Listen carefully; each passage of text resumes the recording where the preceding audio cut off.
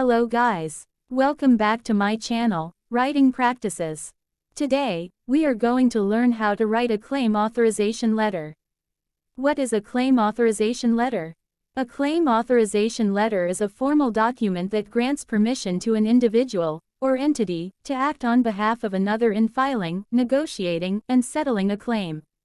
This letter typically specifies the type of claim, outlines the scope of authority given to the representative, and may include details, such as the claim number, relevant dates, and any limitations on the authorization. It is used to officially delegate the responsibility of managing and resolving the claim to a third party, ensuring that they have the legal right to act in this capacity. Here, Writing Practices will show you how to write a claim authorization letter step by step. Check this out. First of all, you need to complete the sender information. Here, you must write your full name. Under it, write your home address. When you do it, don't forget to mention the home number, building, street name, city, state, and zip code. And then, write the date of the letter. The date at the top of the letter marks when the authorization was given. This is crucial for any time-sensitive claims processes. And then, write the information about the recipient. If you have no idea about the name of the recipient, you can simply write the company name. And then, write the department or office name. In this case, the letter is addressed to the claims department at XYZ Insurance Company. Specifying the office address to ensure it reaches the correct department. And now, write the address of the company.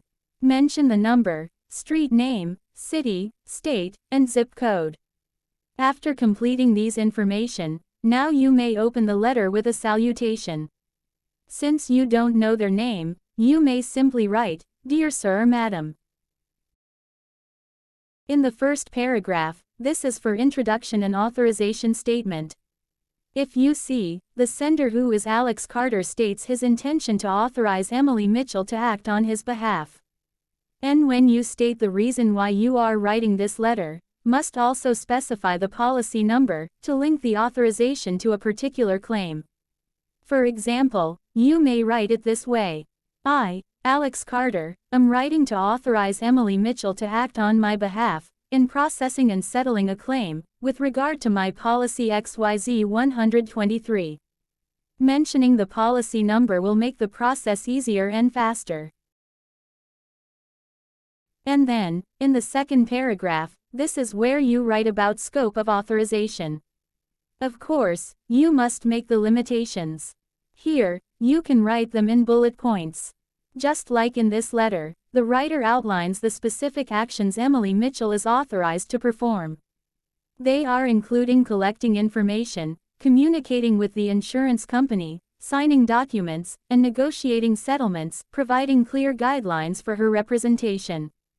Sure, you can copy and adjust these points. And here is the example how you write it. Emily Mitchell is authorized to: Point 1. Collect all relevant information and documentation related to the claim. Point 2. Communicate with the insurance company, including making inquiries and providing additional information. Point 3. Sign and submit any necessary forms or documents on my behalf. Point 4. Negotiate, accept, or reject any settlement offers made by the insurance company. Sure, you can modify the points based on your need. In the third paragraph, now you have to write all about claim details. Just like in this letter, you need to specify the incident date and claim number. By doing so, it is necessary that you link the authorization directly to a specific event and claim. Why? Of course, it will be helpful in identifying and processing the claim more efficiently. Here is the example how to write it. This authorization is valid for the specific claim, related to a car accident on August 15, 2024.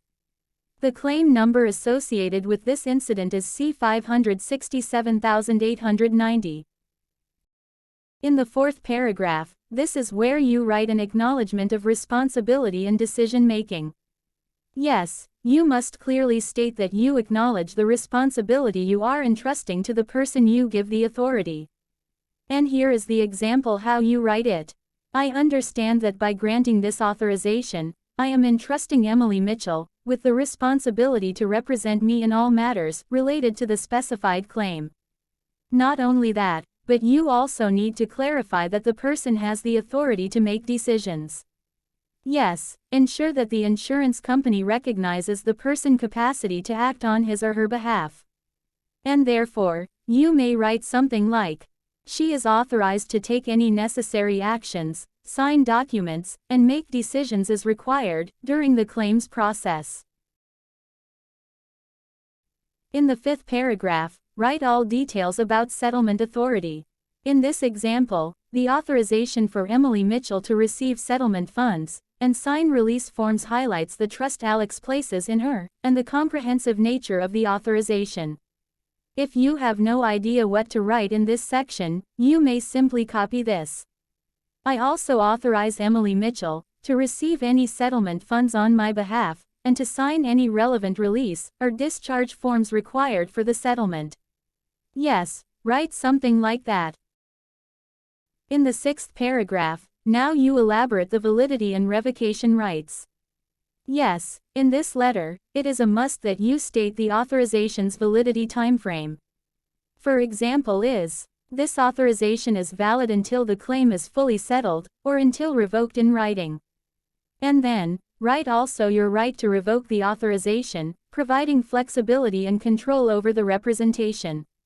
You may simply write something like, I reserve the right to revoke this authorization, at any time, by providing written notice to both Emily Mitchell and the insurance company. In the seventh paragraph, you can write the closing request and contact offer.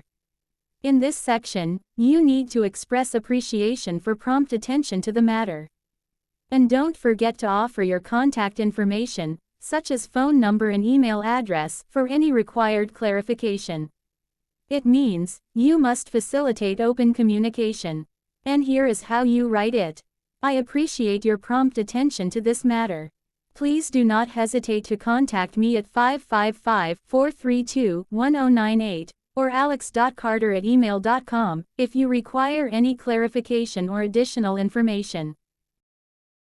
And for the closing appreciation, the letter needs to conclude with a polite thank you to the insurance company for their cooperation, maintaining a courteous tone.